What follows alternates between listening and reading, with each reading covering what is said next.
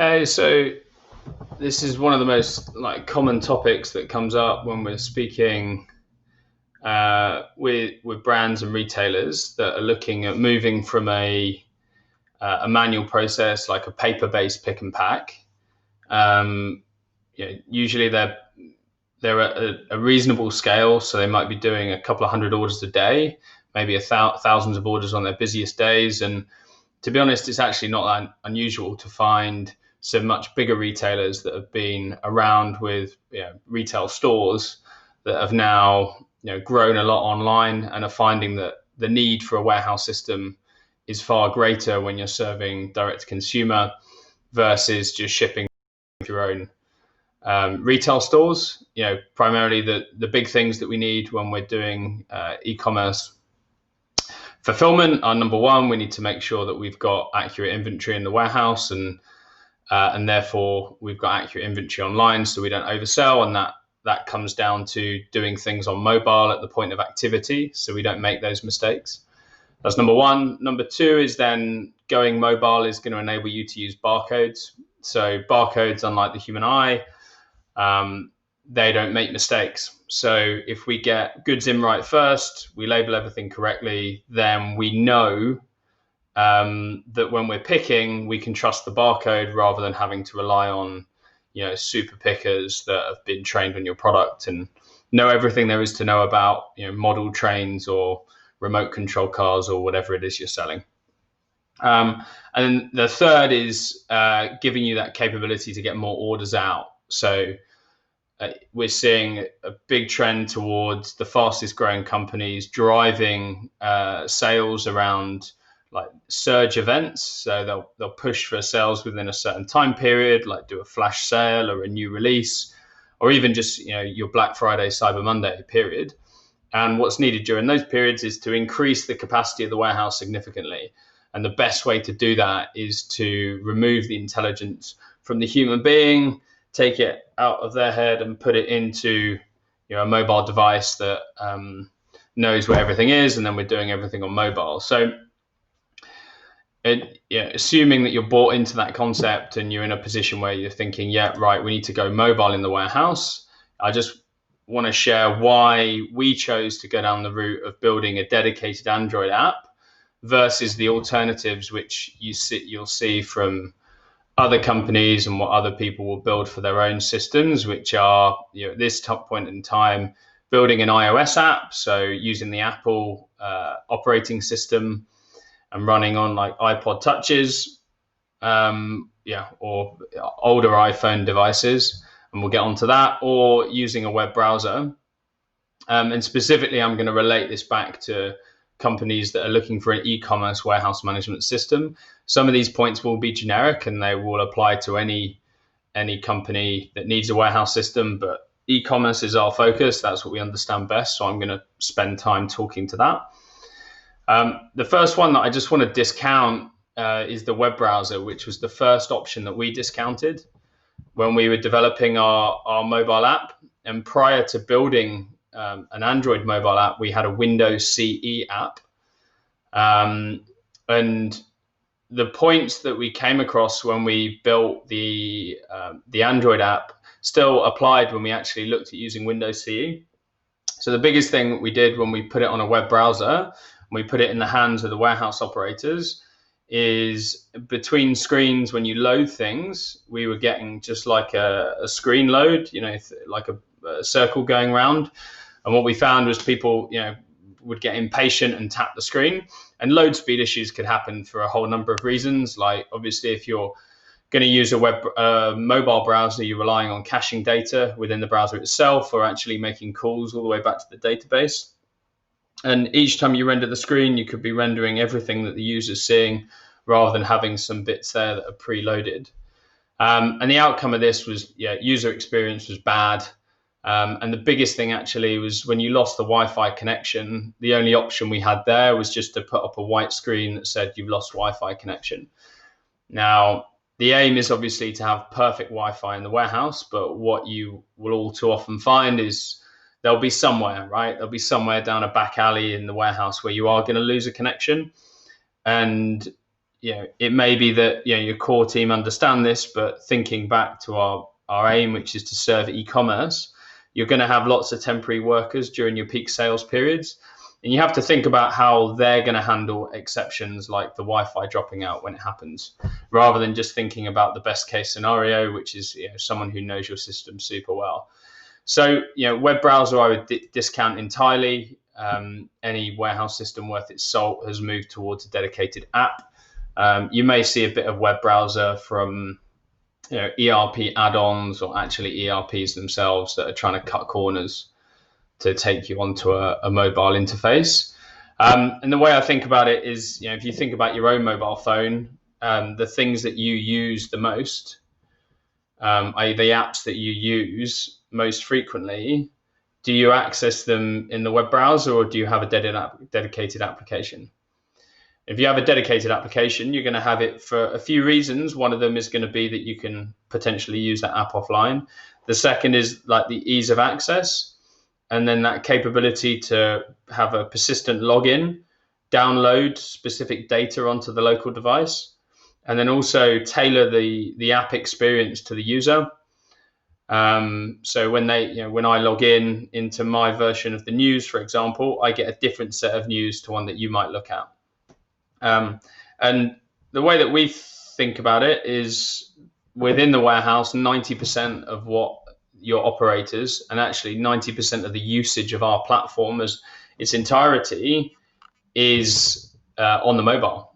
So for us, innovation on the mobile and making that the best part of the platform was a very obvious thing to go and do, because that's where we saw we could drive the greatest gain in productivity and deliver those other things that are then felt beyond the walls of the warehouse. The second route that we actually went down, and it was our first mobile app, was an Apple mobile app.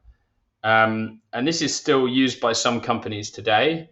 In general, with Apple, the biggest restriction here was the choice of devices available.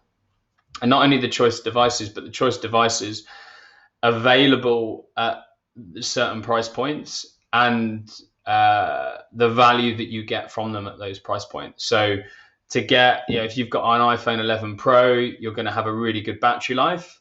If you've got an iPod Touch from 5 years ago, you're going to have a really bad battery life. One's £1,100, one is £100. So the concept of the iPod Touch, that ease of use, the idea of having an Apple-like experience in your warehouse, we totally get that. Just in our experience, that the iPods and the battery life extenders, and to be honest, not having a built-in, I'm just going to add that in, having a built-in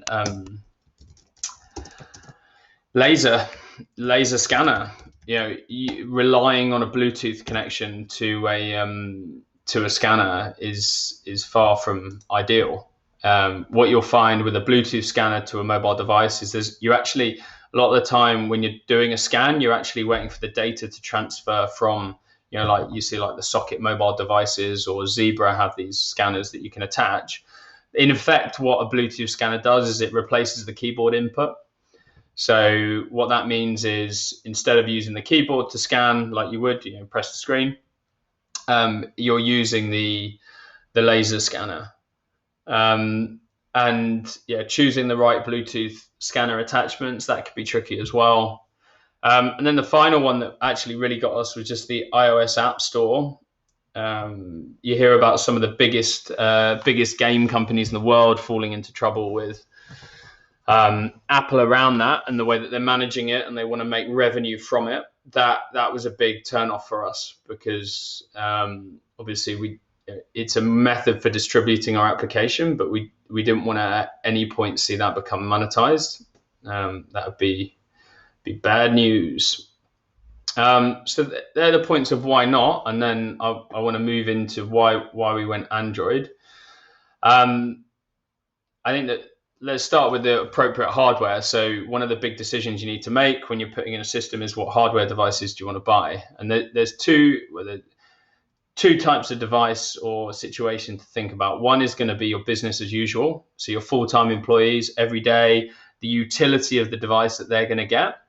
And then the other is to think about when you have your sales surges, how do you handle giving those extra people devices?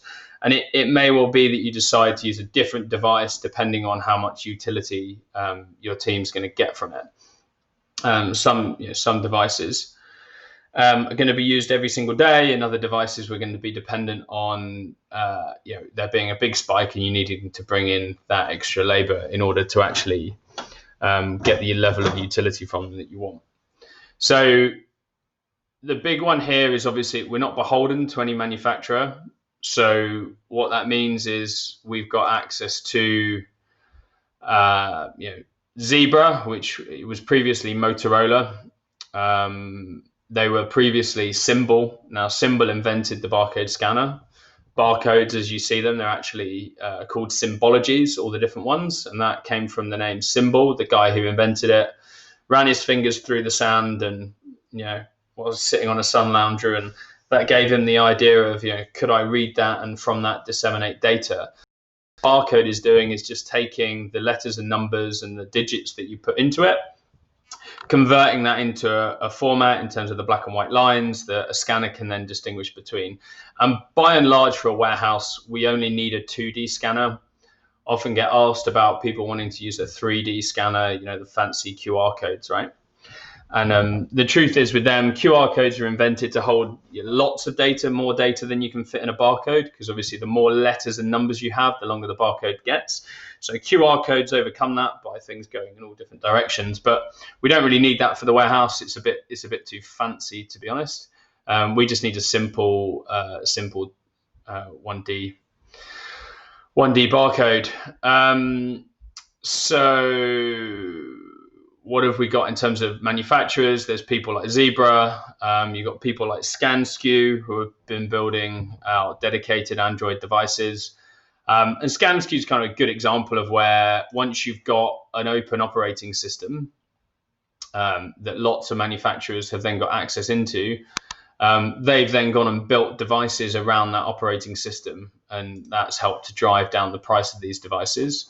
And ultimately, that just means you've got more choice for someone buying. So with any of these hardware manufacturers, I'd always try, with most of the time you can try before you buy, or you buy one and you've got 30 days to return it. Buy one, test it, download the app, see what your team think about it. It's important to get feedback.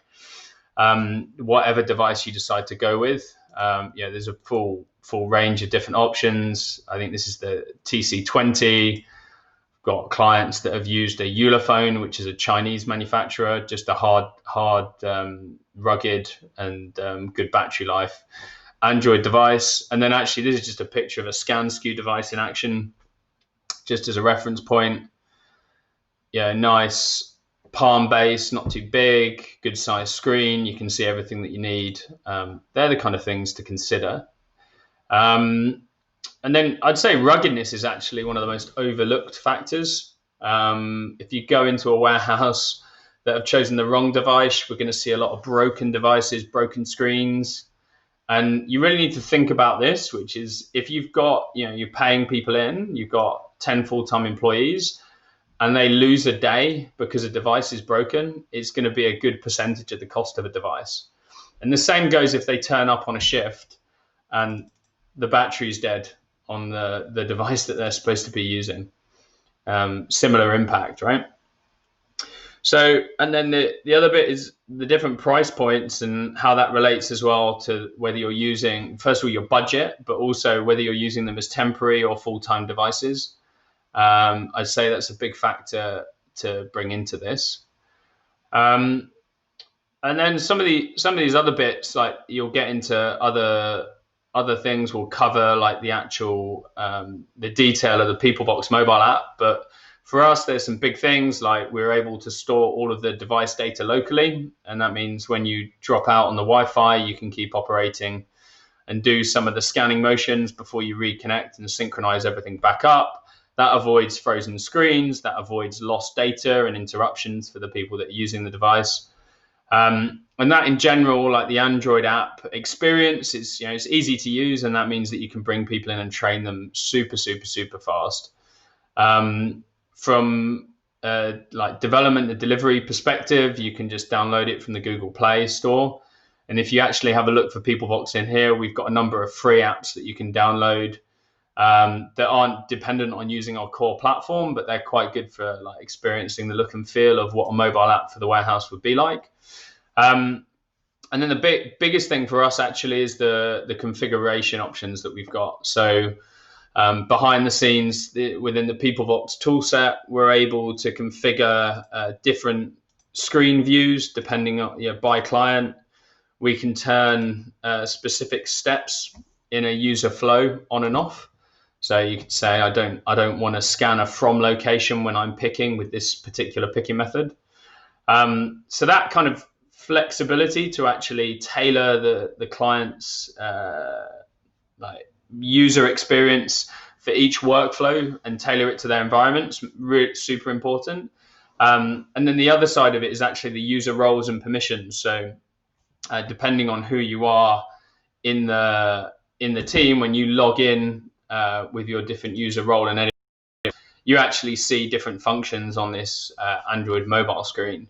And what that means, like relating it back to hiring lots of people for your peak periods. When you bring those people in, you're able to create a different user experience for them. So they log in and they see, 5 menu options, whereas someone who works in the warehouse all the time will get 20. And there are other bits available on like going deeper into the actual Android features and functions. But didn't want that to be the aim of this video. I just wanted to cover why we use Android versus iOS versus web browser. Hopefully that's covered off the major points, and you're a bit more informed on what your options are here. If you've got any questions, just shoot them in the comments below. We love to answer questions around this sort of topic. And yeah, thanks for watching. Thanks for listening. See you later.